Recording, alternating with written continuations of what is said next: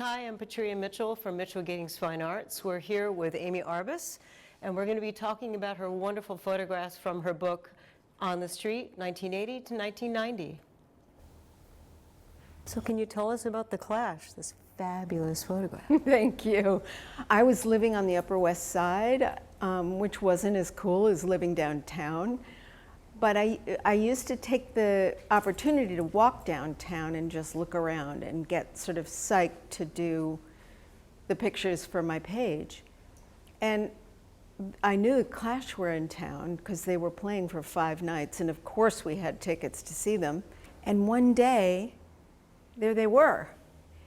And I was wondering what was going on because it seemed sort of like it turned out to be a set for Martin Scorsese's King of Comedy. And they were waiting to be extras in the film. And even though they weren't shooting, I just thought, well, I can't interrupt them. So I just took a picture of exactly the way that they were standing. So were they aware of that they were being photographed? Did you have a conversation with them at all? Nothing. Wow. Which is totally unlike how I work. But they were so perfect in their body language and their coolness and, you know, everybody looking a different way and the clothes and even the stuff, like the stuff that I like to clean up, the trash, and it all works for me, for this photograph. How many shots did you have to take until you got the perfect one? You know, I don't know that I thought, oh, that's a killer picture. I mean, they're all in such perfect positions. Yeah, no, I was thinking, oh my God, it's the Clash.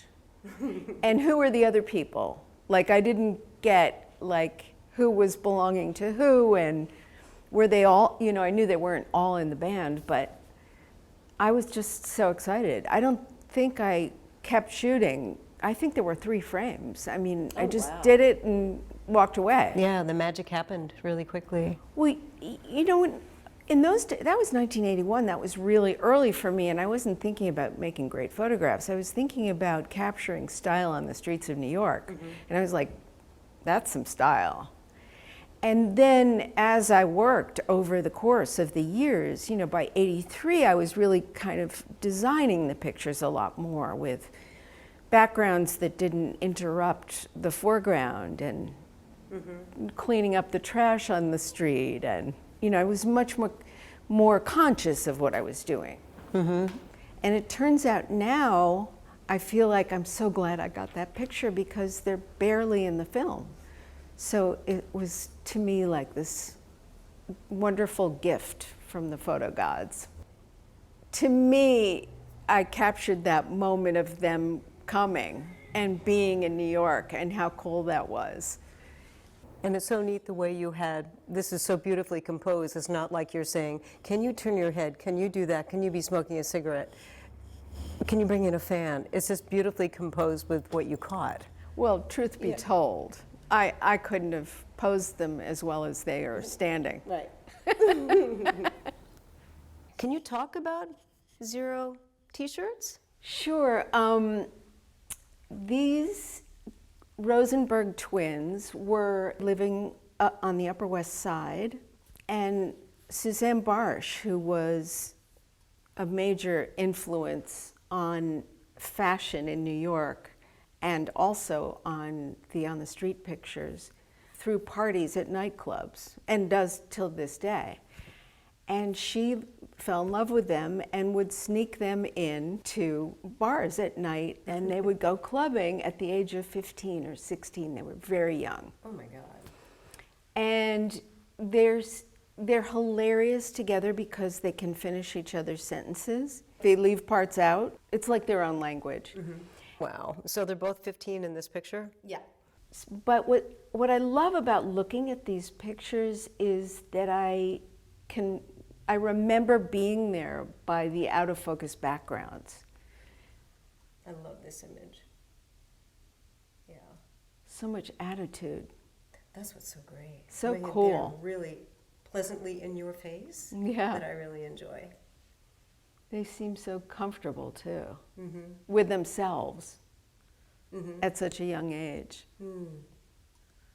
This woman I bumped into in Chelsea, which was not my usual stomping grounds. And I was just so taken with her beauty and her style. It was so simple. It was so unlike the punk style that I was known for photographing. Mm-hmm. Innocent beauty is really something. Yeah, so many people are really taken by this, that is such a different persona on the street when you see her, very different than other characters. What attracted you to her? The feminine, the masculine, the ease with which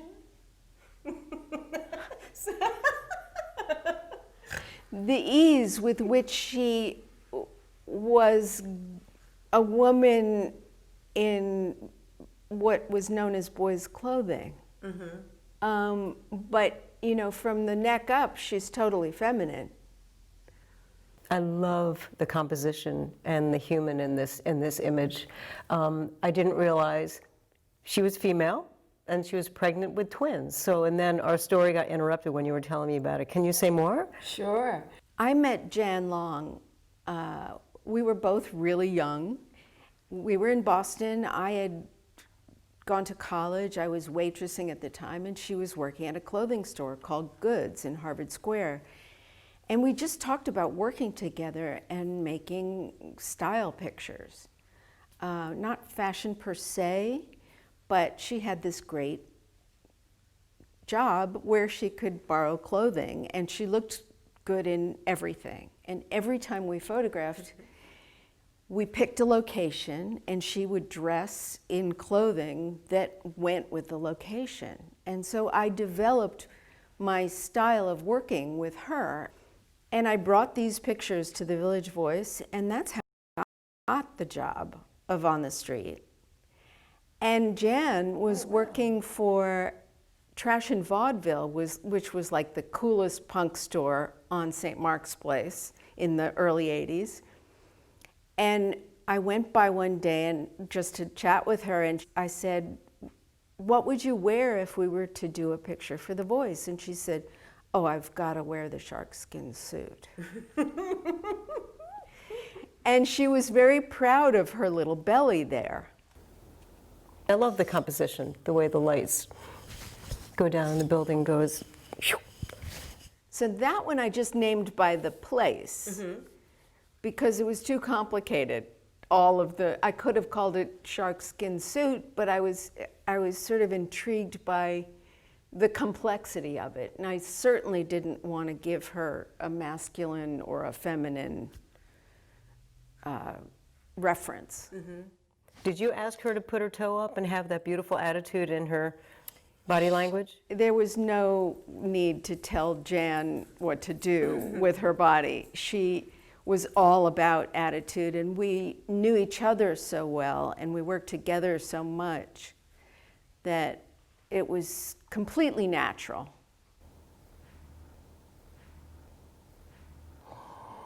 Milo. Kiss. He doesn't socially distance. Oh my goodness. This is not socially correct. Oh, I just got a great picture.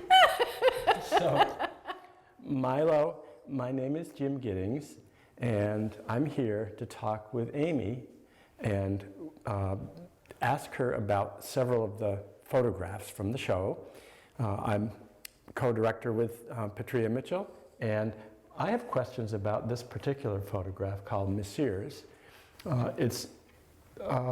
They look like they were born in those clothes. They look like they belong in those clothes. And so rather than have people who are posing and putting clothes on for the moment, it looks just like that's where they belong. And so that's my take on it. I was wanting to ask Amy what the story is with these two. I pronounce it Messers, which is the plural of Mr. and Mr. And they turned out to be very well known in the art world. It's David McDermott and Peter McGough, and they were partners for many years, both emotionally together and art partners. and they were hugely successful, but they were all about being from the earlier century. They took it so far that they lived without electricity and running water in the East Village. And they ended up getting a place upstate. And in order to travel upstate, they would take a horse and buggy. And I went to visit them up there. And their photography was beautiful. It was, of course, 19th century. And they used a big camera. And they did cyanotypes. They did very early work. And they did these beautiful still lives of people rather than portraits, if that makes sense. And sold like crazy. They made so much money that they ended up leaving the country because their taxes were so high.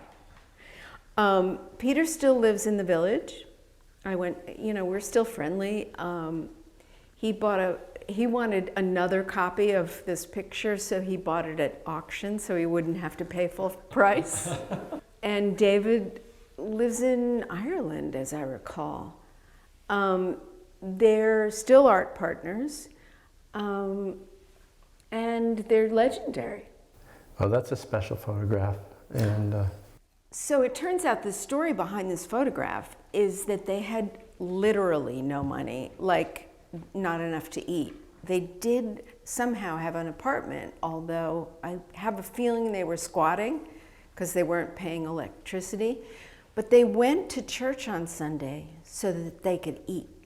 And they would have little nibbles in the coffee, and they were just walking down maybe Spring Street or Prince Street when I stopped them. And I noticed that the names were similar.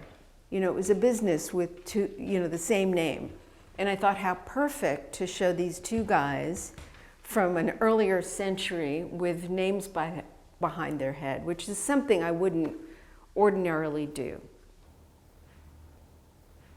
So when I found Madonna on St. Mark's Place, I told her that I was working for the Village Voice, and her response was, "Oh, that's weird. They're running a review of my first single this week."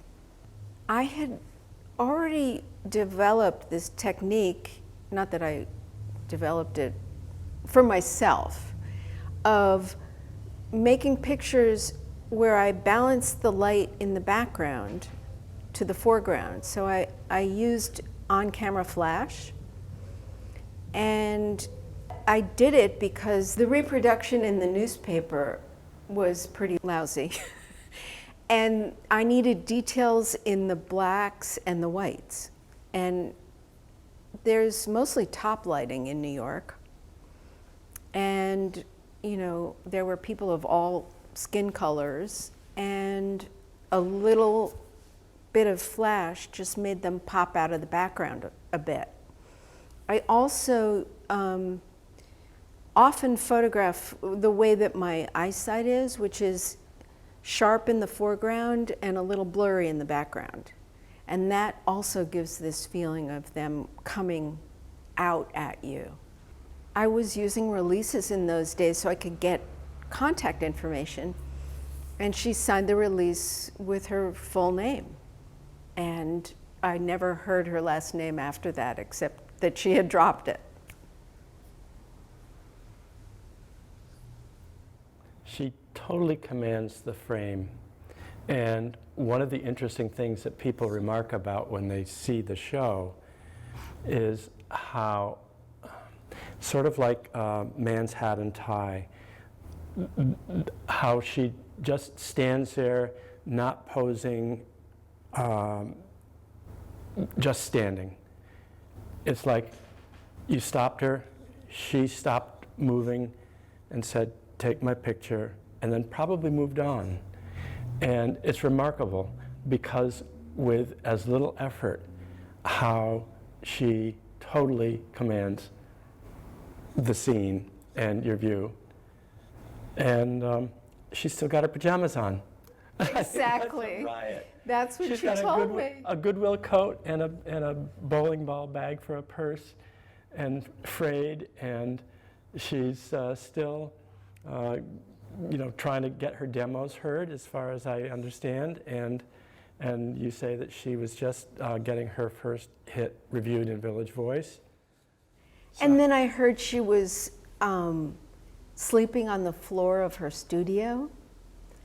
And she looked so great to me. I didn't think, oh, there's stains on the coat. I just thought, look at the two-tone hair. Yeah. Look at that look in her eyes. And She makes this, it looks like a, balled up curtain, an old curtain, look like an elegant scarf. exactly. Amazing. Yeah.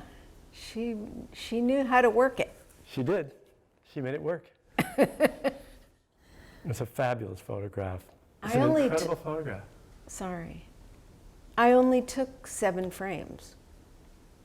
I mean, that was all that was necessary. And, maybe in hindsight, this affects the way I look at the photograph, but the fact that she's famous seems totally present in the way she's looking at the camera. Like, she knew, like, I'm going to be a star. Yeah. Yeah.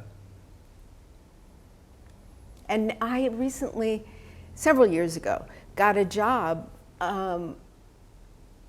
for a design company where they were making oversized coats again, and they admitted to sort of borrowing the idea from the cover shot of my book. Wow. So I wanted to ask Amy one question, or maybe just make an observation. When you were shooting these individuals, basically you would introduce yourself, is that correct? Mm-hmm. And tell people what you were going to do, and that set up what you suggested was it was making it fun. And my take on what happens is you develop intimacy. And what's remarkable about this suite of photographs is how intimate it feels. It feels to me like you know the people, or even within the frame of that moment, you got to know them really well. And they were willing to share that space and that moment with you. And I thought that it was true with a few of them as I saw them. And the more I become familiar with the show, the more it appears that it's a truth throughout the entire exhibit. Oh, that's so sweet. I was very interested in having my subjects feel at ease. Yeah. And if I'm an expert at seeing tension, either in a shoulder, in a hand, in a stance. And if I saw something looking tense, a lot of people do get tension in their jaw, I would just show them how to release the tension, or tell them, like, I'd say, try something else with that left leg, or maybe take your hand out of your pocket. And that time was how they felt like I knew what I was doing. And because, again, I was sharing the pictures with the subjects by offering to send them one, they had something at stake. They had a reason to want to make this a great photograph. Yeah. And I think that's where you get to the place where we're either playing a game or we're working on something together and we both want it to succeed. And they also knew I wouldn't stop anyone that I didn't think looked great. And to me, it was saying to them, I want to take your image home with me and live with it for the rest of my life. I love that quote. So these guys were also business partners and partners in love, and they are to this day. And it turns out they are set designers for, of course, only the greatest films. I know for sure they worked on Hedwig and the Angry Inch. Kurt and Bart. Do you keep in touch with them? No, I wish I did. I just re-met John Cameron Mitchell, who I photographed for something else. And it's now 30 years later, and I said to him, I loved working with you so much. It was such a thrill, because he participated so much. He knew we were doing the original production, and he knew which way to light him from, he knew which wig to wear, he knew what gesture. I wasn't proud if they knew how they looked best. It's like a movie star saying, I need the soft focus, I need the soft lighting. It's a gift to a photographer, because you have to make your decisions on a dime, and they've seen themselves many times. So he was also he's brilliant, and working with somebody that smart is just so fascinating and so thrilling. So Julio worked for Suzanne Barsh at her store. Her claim to fame is that she brought Vivienne Westwood, who was like the coolest British designer, to Soho in the 80s. And Julio was another young boy. And I walked into the store just to say hi to her, and I looked at his clothing, and I said, my goodness, how gorgeous is it from the back? And I looked around in the immediate vicinity, and I needed a reason to photograph him from behind. And there was a garage door, and I thought, how perfect. And I love the way, this is the photographic gifts, when the shape mirrors the shape, and all these little details of this complex design. Mm-hmm. And then he looked in so innocently. It was just, I don't know, I was very moved by it. Yeah, the garment is really interesting, whether it's pulled, designed that way, or whether it's pulled because his arm is up. Yeah, why is his last name Q? It's just curious. That's all he gave me. Oh, wow, okay. So you didn't develop a relationship with him? He passed away. Oh, Yeah. Very young. Oh my gosh, it's a stunning image. I love that he's on his tippy toes. Yeah, it's so sweet. This one was really different for me. I lived on the Upper West Side in the 80s, and I really wasn't, although I'd grown up in New York City, I wasn't part of this creative scene downtown that was happening. And one day I was coming home, and there was this guy who was completely not belonging to anything. And I just loved that he had this hilarious style of what looked to me like no pants. Like, oops, forgot the pants. So for me, I loved the offbeat, unexpected people that were not necessarily part of the scene. Initially, I was trying to get to know these people that I knew were going to get famous, go on to do great things, really creative things. But then I started getting really fascinated by people that were not part of anything. And that's how this came to be. It was right on my block. Was this somebody that you knew? No. No, not at all. And how come you named it moccasins? Well, I didn't know how to get into like bikini bathing suit. I didn't know what that was. So I just stuck with I could have called it animal print something, but I didn't know really what to call it. I think he's a very interesting character. Was he appreciative of that you wanted to shoot him? Yeah. Did he immediately, okay, hold still, or did you have to massage him a bit to get him interested in having his picture taken? No, that was the magic. I mean, the fact that I was working for the Village Voice, the fact that it was the 80s, the fact that they could be celebrated just for their style, not for their personality, gave me access to a lot more people. So that was a gift.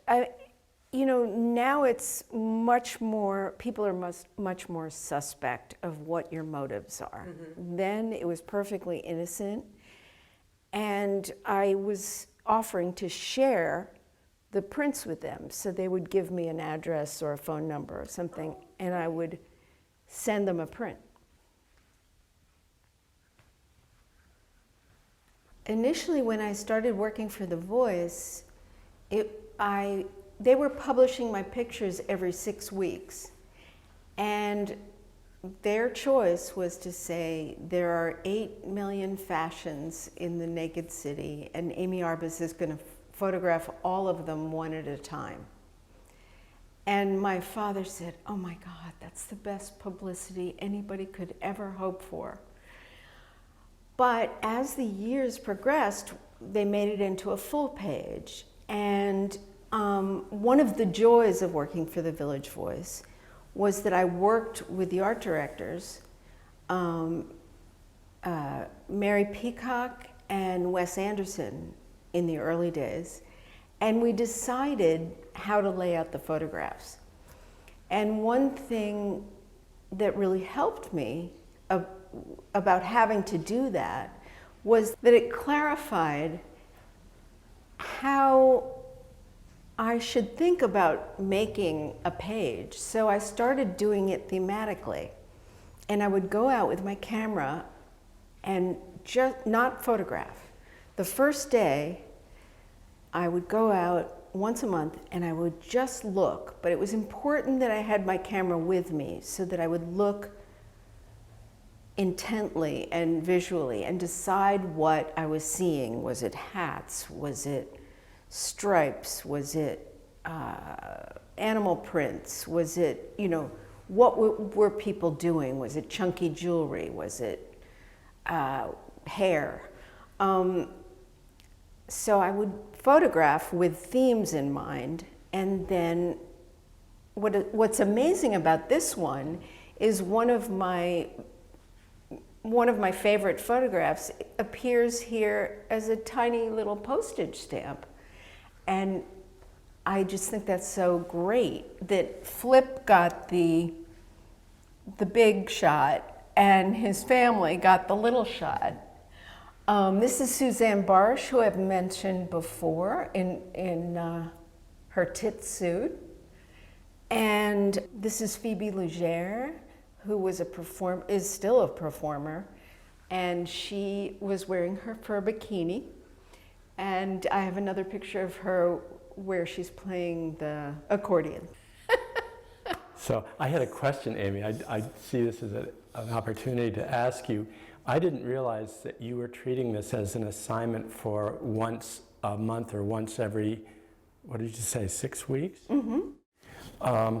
And that's interesting. So what were you doing for the other 5.5 weeks? Or did you, if you found something or you didn't find something, did you go out the next day and the next until you were able to satisfy that particular assignment that you had given yourself, the hats or the stripes or whatever? I think I was doing other jobs at the time. It was the very beginning of my career, but up until then, I had worked for a fashion photographer, and that was a real living. Mm-hmm. This was a nice job. It wasn't about the money, it was about the health insurance, honestly. So it was a freelance job, but it was steady work. Mm-hmm. It wasn't enormous amounts of money, but I did all of the film processing and all of the printing myself, so I would make money for a fee and then for expenses. But when I made the photographs, I would spend a week on it. And the first day, like I said, I wouldn't actually take the camera out of the bag. which I would never do at this point. I would always have the camera around my neck with the lens cap off. Otherwise, you know, you're going to get lazy. And you're too lazy to take the camera out of the bag. You're too lazy to switch the lens. You know, you might want to know what I was working with. I have always been a Nikon girl. I've worked with Leica. I've worked with all kinds of cameras, Sony's, anyway, any camera. I started with a Brownie box camera when I was in high school. But for these images, I was very fond of the FM2, which was, eventually I got a motor drive for it, so I could work very quickly. And I used a normal lens and a low camera angle to make my subjects look like superheroes, or more important than they even look to me. So a colleague of mine, Richard Sandler, who's also a street photographer and a cinematographer, we've known each other for years. We taught together at International Center of Photography. He dated a friend of mine. You know, we would see each other all the time at events, on the street. I never knew he took my picture until literally about a month ago. He posted it on Facebook. So this is me in the 80s. But the most amazing thing about it is that he might have been one of my subjects, and that I'm standing in front of the building that I've been living in for almost 30 years now. And there was no knowledge of either thing back in the 80s. It's just completely kismet. This show is so gorgeous, and you know, when your pictures sit in boxes for a long time, you want them so desperately to get out into the world. And this is the most glorious space, and I love working with Jim and Petey. It's just, you know, I'm getting the chills. It's just really lovely being in this space with this lighting. They did such a nice job of hanging the pictures, everything. You know, people are particularly enthusiastic about certain pieces and how it was done. So the opportunity to talk about the process is really fun. I just want to thank all the people that were there then, that remember, that have the same, what is it called? The same nostalgia for this time in our lives when there was a certain freedom, a certain innocence that we will never experience again. So, thank you so much for tuning in.